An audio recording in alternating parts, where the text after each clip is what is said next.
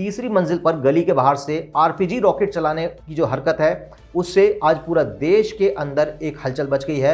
और तमाम लोग ये सवाल उठा रहे हैं कि पंजाब के अंदर आम आदमी पार्टी की सरकार आते ही पंजाब में दोबारा से 84 के दशक जैसा परिस्थिति दोबारा हो गई है। नमस्कार दोस्तों, हॉकफिट न्यूज में आप सभी का हार्दिक स्वागत है। पंजाब पुलिस के खुफिया विभाग यानी कि इंटेलिजेंस डिपार्टमेंट के हेडक्वार्टर्स में हुए ब्लास्ट को लेकर सामने आया है कि मोहाली में यह करतूत खालिस्तान समर्थकों की थी। जी हां, बड़ा अपडेट है, बड़ा यूटर्न है इस मामले में। खालिस्तान की मांग कर रहे संगठन सिख फॉर जस्टिस ने इस ब्लास्ट की जिम्मेदारी ऑफिशियली ले ली है। इतना ही नहीं, संगठन के चीफ गुरपतवंत सिंह पन्नू ने कहा है कि मोहाली पर हमला किया गया है और आगे हम हिमाचल पकड़ेंगे। पन्नू के ब्लास्ट की जिम्मेदारी लेने के बाद हिमाचल में भी रेड अलर्ट बढ़ा दिया गया है। मोहाली ब्लास्ट का जिक्र करते हुए सिख फॉर जस्टिस के चीफ ने हिमाचल के सीएम जयराम ठाकुर को भी धमकी दी है। धमकी में कहा गया है कि अभी मोहाली में जो हुआ है ऐसा बीजेपी शासित हिमाचल के शिमला में भी हो सकता है।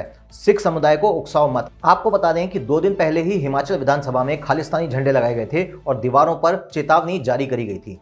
पंजाब के मोहाली में पंजाब पुलिस की इंटेलिजेंस बिल्डिंग हेडक्वार्टर्स पर सोमवार रात रॉकेट चालित ग्रेनेड से हमला किया गया, यानी कि आरपीजी से हमला किया गया। इस हमले ने पूरे देश में हलचल मचा दी है। इसके पीछे जो आतंकी साजिश की आशंका है, वहीं पंजाब पुलिस इससे इनकार कर रही है। वहीं यह भी माना जा रहा है कि यह हमला खालिस्तानी समर्थकों का किया हो सकता है। प्रारंभिक जांच में कुछ ऐसे तथ्य सामने आए हैं जिससे इशारा साफ है कि यह हमला छोटा नहीं था। हमले से पहले संदिग्ध कार नजर आना, कुछ संदिग्धों का नजर आना, हमले से चंद दिन पहले बड़े खालिस्तानी हमले को नाकामयाब करना किसी बड़ी साजिश की ओर इशारा कर रहे हैं। वहीं एनआईए ने भी पंजाब पुलिस से संपर्क किया है और ये कहा जा रहा है कि घटना की जांच एनआईए अब अपने हाथ में लेगी। ये धमाका शाम करीब 7:45 पे मोहाली के सेक्टर 77 स्थित पंजाब पुलिस इंटेलिजेंस हेडक्वार्टर्स में हुआ। विस्फोट के कारण इमारत की 1 मंजिल की खिड़की के शीशे टूट गए और पुलिस ने इलाके की घेराबंदी करके अलर्ट जारी किया है।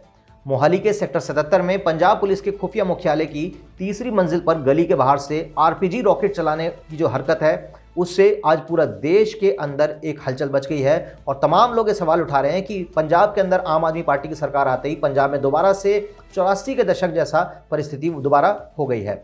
अब हालांकि ग्रेनेड नहीं फटा और केवल कांच के दरवाजे और खिड़की के शीशे जो है वो चकनाचूर हुए, लेकिन ये कहा जा रहा है कि इस हमले में आरपीजी 22 का इस्तेमाल किया हो गया होगा, जो कि शायद रशियन मेड भी हो सकता है। पंजाब पुलिस की माने तो यह हमला लगभग 80 मीटर की दूर से किया गया और अभी अज्ञात हमलावरों पर केस दर्ज करके पुलिस ने जांच शुरू कर दी है। इमारत में कोई सीसीटीवी कैमरा नहीं है, इसीलिए पुलिस आसपास के इलाके से फुटेज इकट्ठा करने की कोशिश कर रही है। आसपास रहने वाले कई लोगों से पूछताछ करी गई है। पुलिस ने इलाके के मोबाइल टावर्स की लोकेशन भी मंगवाई है और इसमें तकरीबन 7000 के आसपास जो नंबर्स हैं इलाके में एक्टिव थे, जिनके ऊपर अब जांच करी जा रही है। प्रारंभिक जांच से संकेत मिलता है कि हमले में कार सवार 2 व्यक्ति शामिल हो सकते हैं, जो कि हमले से थोड़ी देर पहले एक स्विफ्ट डिजायर कार देखी गई थी और ये कहा जा रहा है कि ये इंटेलिजेंस विंग के बाहर ये गाड़ी देखी गई थी। उस कार के अंदर 2 लोग बैठे थे, ये दोनों ही शख्स संदिग्ध नजर आ रहे थे। एनआईए की घटना की जानकारी जुटा रही है। केंद्रीय गृह मंत्रालय के निर्देश के बाद दिल्ली कार्यालय से एक टीम मोहाली भेजी जा सकती है। अब पहले आधिकारिक बयान में इसे एक मामूली धमाका बताया गया और किसी भी तरीके की आतंकी घटना से इनकार किया गया। पुलिस ने कार्यालय के आसपास के इलाके घेराबंदी कर दी है और वरिष्ठ पुलिस अधीक्षक मौके पर पहुंच गए हैं। अब मोहाली जिला प्रशासन की ओर से पहले जो जारी करी गई थी प्रेस विज्ञप्ति, उसके अनुसार ये एक मामूली विस्फोट था जो कार्यालय में रखे विस्फोटकों के कारण हुआ, यानी खालिस्तानियों को बचाने की सीधे सीधे एक कोशिश।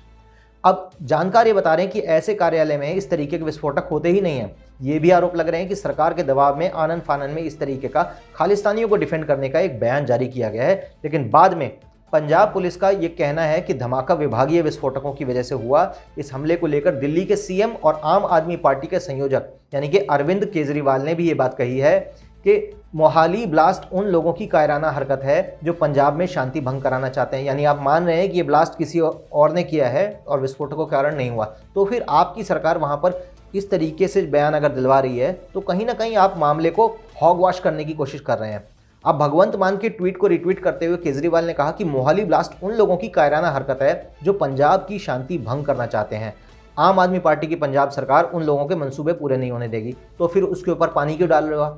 ये कह के कि ये जो इंटरनल एक्सप्लोजिव्स रखे थे वो फटे थे, इसके कारण हुआ। जब एक तरफ सिख फॉर जस्टिस नाम का आतंकी संगठन और उसका सरगना गुरपतवंत सिंह पन्नू इस बात को मान चुका है, तो आप मानिए ना कि ये एक खालिस्तानी आतंकवादी घटना थी। आप बातें तो कर रहे हैं कि दोषियों को कड़ी से कड़ी सजा दिलवाई जाएगी, तो आप जाइए कनाडा, अमेरिका में सर्च कीजिए, गुरपतवंत सिंह पन्नू को पकड़िए जहां भी वो बैठा है। अगर हिंदुस्तान की सरजमी पर कोई व्यक्ति अगर आतंकवादी हमला करेगा तो पूरी दुनिया के किसी भी कोने में खोज कर, जिस तरीके से मोसाद अपने एक्शन चलाती है, आप इस तरीके से एक्शन चलाइए। और मैं सिर्फ पंजाब सरकार की बात नहीं कर रहा कि हमला पंजाब में हुआ है इसलिए पंजाब सरकार को ही कार्रवाई करनी चाहिए। मैं कहता हूं केंद्र सरकार को भी इस मामले में विशेष ध्यान देना चाहिए और हिंदुस्तान के सरजमी पर किसी भी जगह पर अगर इस तरीके का हमला हो रहा है तो दुनिया के उस कोने से उस भगोड़े आतंकवादी को आप पकड़ के लाइए, गुरपतवंत सिंह पन्नू को, जो खुद इस हमले की जिम्मेदारी ले रहा है। आप उसे पकड़िए, जांच कीजिए, फांसी पे लटकाइए, जो आपको ठीक लगे वो कीजिए। पर ऐसा थोड़ा ना होता है कि कोई बंदा हमला कर देगा उसके बाद जिम्मेदारी ले रहा है ISIS की तरह और आप चुप बैठे हैं वहां पर। अगर 15 दिन के अंदर गुरपतवंत सिंह पन्नू को नहीं पकड़ा गया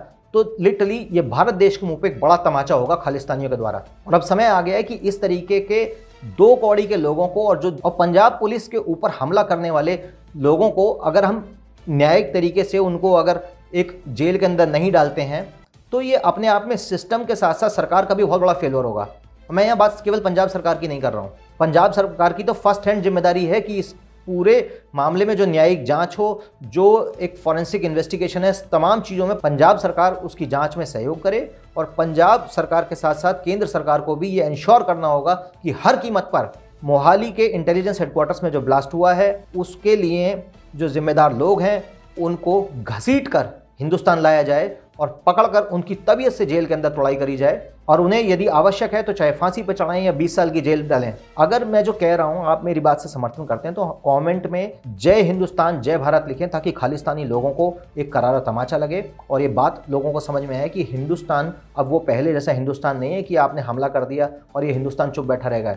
ये आज मोदी का भारत है, आज इस देश के अंदर एक राष्ट्रवादी सरकार है। तो इस देश के लोगों की एक उम्मीद है कि अगर ये सरकार ऐसे लोगों को फांसी के तख्ते पर नहीं लटकाएगी तो कोई और नहीं लटका सकता। तो इसलिए माननीय प्रधानमंत्री नरेंद्र मोदी जी से मेरी एक रिक्वेस्ट है कि हर सूरत में पंजाब हमले के जो दोषी हैं उनको पकड़ा जाए, उनको अरेस्ट किया जाए, चाहे वो दुनिया के किसी भी कोने में छुपे बैठे हों। आज मोदी जी की इंटरनेशनल डिप्लोमेसी के कारण जो मोदी जी के संबंध है विदेशों में वो दुनिया जानती है। जो देश कल तक भारत से नाराज बैठे थे वो आज भारत के आगे चाटुकारिता कर रहे हैं ताकि भारत रशिया यूक्रेन मामले में अपना एक सजग रोल दिखाए और ग्लोबल डिप्लोमेसी पे अपनी ताकत का डिस्प्ले करे और इतने बड़े मुद्दे को सेटल करे। तो क्या भारत के अंदर जब एक आतंकवादी हमला होता है क्या किसी देश की सरकार भारत का उसमें सहयोग नहीं करेगी? तो इन बातों को समझना अत्यंत आवश्यक है। और आज के दौर में भारत के लॉ एंड ऑर्डर के साथ कोई भी व्यक्ति छेड़छाड़ करता है उसको घसीट कर भारत के न्यायिक व्यवस्था के माध्यम से अरेस्ट किया जाए, जेल में डाला जाए और आवश्यक हो तो फांसी के तख्ते पर चढ़ाया जाए, चाहे वो कोई भी हो।